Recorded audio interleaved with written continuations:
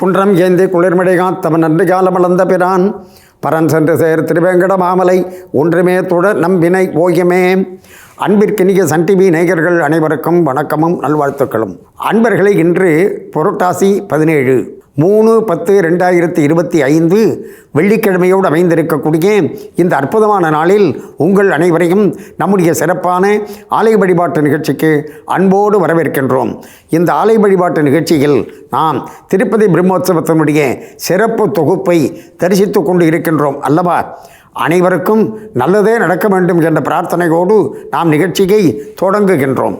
அன்பர்களே, திருப்பதி பிரம்மோற்சவத்தினுடைய சிறப்பு தொகுப்பில் நாம் இன்றைய தினம் மலையப்ப சுவாமி ஸ்ரீதேவி பூதேவி சமேதராக திருத்தேரில் எழுந்தருளிய அற்புதமான வைபவத்தை இன்றைக்கு நாம் தரிசிக்க இருக்கின்றோம்.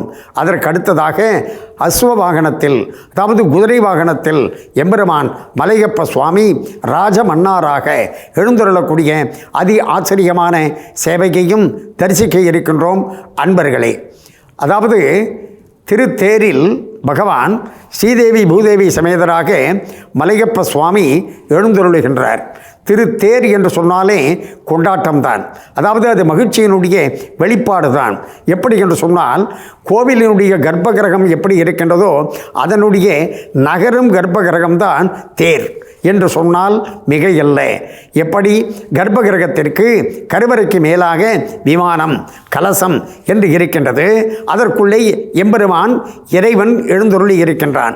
அதை போலத்தான் இந்த திருத்தேரிலும், அதாவது நகரும் கர்ப்பகிரகத்திலும் மேலே விமானம், அதற்கு மேலாக கலசங்கள் என்று அந்த திருத்தேரில் பார்த்தீர்கள் என்று சொன்னால் எல்லாவற்றிற்கும் காரணம் பகவான் என்பதை காட்டுகின்ற வகையில் அந்த திருத்தேரில் பகவானுடைய பல்வேறு விதமான அவதார லீலைகளை அப்படியே சிற்பமாக வடித்து இருப்பார்கள்.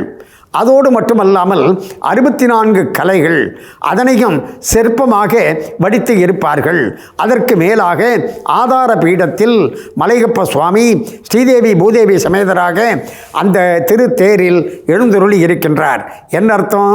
இந்த கலைகள், உலக இயக்கம், பிரபஞ்சம் எல்லாவற்றிற்கும் காரணம் நான் என்பதை காட்டுவதைப் போல அந்த பகவானுடைய தோற்றமானது நமக்கு உணர்த்துகின்றது என்று நாம் எடுத்துக்கொள்ள வேண்டும்.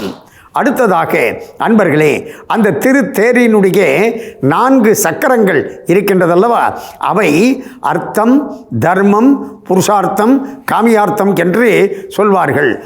எனவே அறம், பொருள், இன்பம், வீடு என்ற 4ஐ குறிக்கின்ற வகையிலே தான் 4 சக்கரங்கள் அமைந்திருக்கின்றன.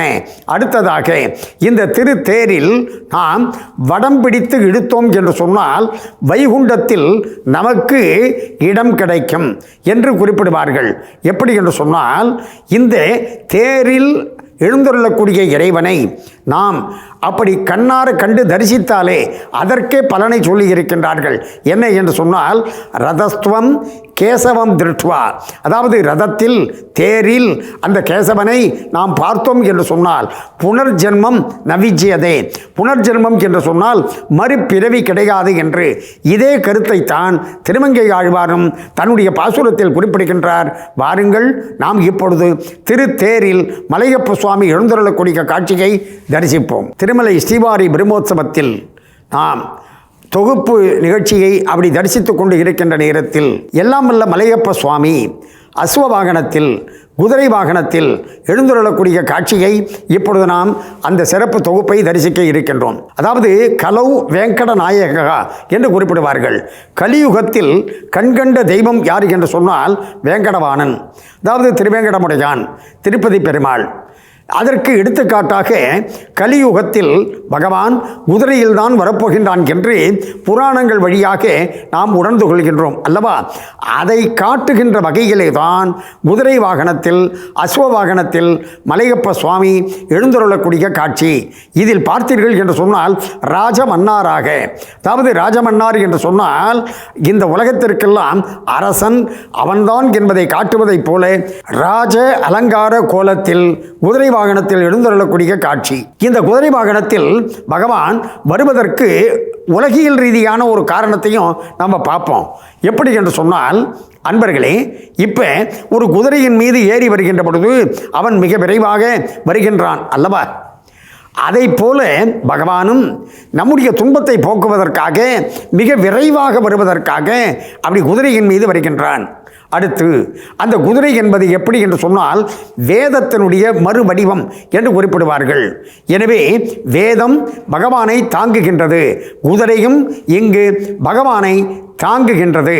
அடுத்ததாக கலைகள், அறிவு, ஞானம் ஆகியவற்றையெல்லாம் நமக்கு கொடுக்கக்கூடியவர் யார் என்று சொன்னால் பரிமுக கடவுளாக இருக்கக்கூடிய குதிரை முகத்தோடு இருக்கக்கூடிய ஹயக்ரீவர்.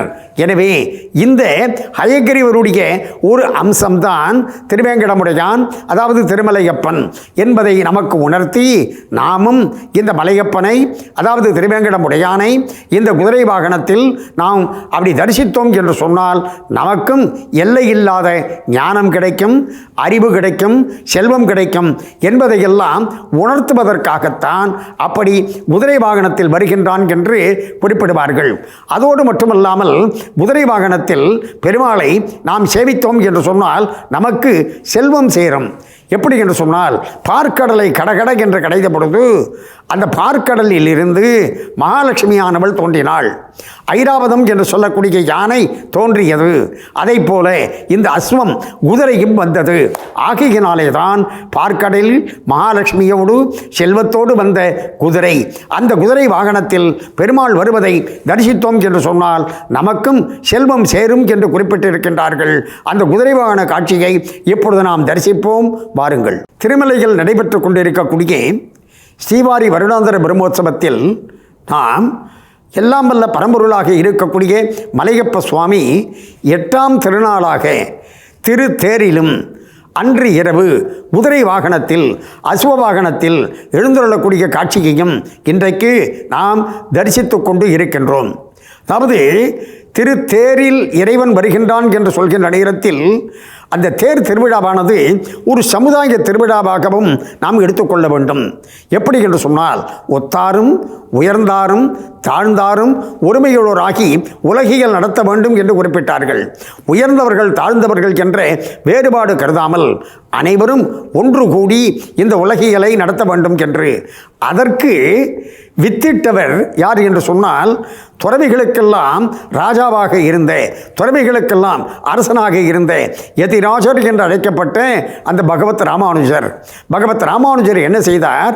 ஊர் கூடி தேர் இழுக்க வேண்டும் என்று ஊரில் இருக்கக்கூடியவர்கள் அனைவரும் எந்த விதமான வேறுபாடும் கருதாமல் அப்படி தேர் திருவிழாவில் கலந்து கொள்ள வேண்டும் என்று அப்படி ஒரு மிகப்பெரிய பாகுபாட்டை ஏற்படுத்தாத விழாவாக இதை அமைத்து கொடுத்தார். எப்படி என்று சொன்னால், சாதி சமய இன வர்க்க பேதங்களால் இந்த சமுதாயம் பிரிந்து கிடந்தது என்று சொன்னால் யாருக்கும் பயனில்லை. ஆனால் ஒன்றுபட்டால் நாம் அனைவரும் உயர்வடைய முடியும் என்பதை காட்டுவதற்காக இப்படிப்பட்ட ஒரு அற்புதமான தேர் திருவிழாவின் வழியாக அல்லது இந்த திருவிழாக்களின் வழியாக ஊர் கூடி ஒன்று செய்ய வேண்டும் என்ற ஒரு அற்புதமான சித்தாந்தத்தை, கருத்தை நமக்கு ஏற்படுத்தி கொடுத்தார். எனவே உயர்ந்தவர்கள் தாழ்ந்தவர்கள் என்ற வேறுபாடு கிடையாது. எங்கு என்று சொன்னால் பகவானுடைய சன்னிதானத்தில். அதை காட்டுவது எது? தேர் திருவிழா என்று சொன்னால் மிகையல்ல என்று தெரிவித்து, அதை போல திருவேங்கடமுடையானுடைய சன்னிதானத்திலும் எந்த விதமான வேறுபாடும் கிடையாது. யாராக இருந்தாலும் அவன் அருள் செய்வதற்கு தயாராக இருக்கின்றான் என்ற அந்த திருவேங்கடமுடையானுடைய தனிப்பெரும் கருணையினால் நம்முடைய நேயர்கள் அனைவரும் எல்லா நலமும் பெற்று பல்லாண்டு பல்லாண்டு வாழ வேண்டும் என்று பிரார்த்தனை செய்து கொண்டு இந்த அளவில் நிறைவு செய்து கொள்வது நாகை முகுந்தன். நன்றி, வணக்கம், வாழிய நலம்.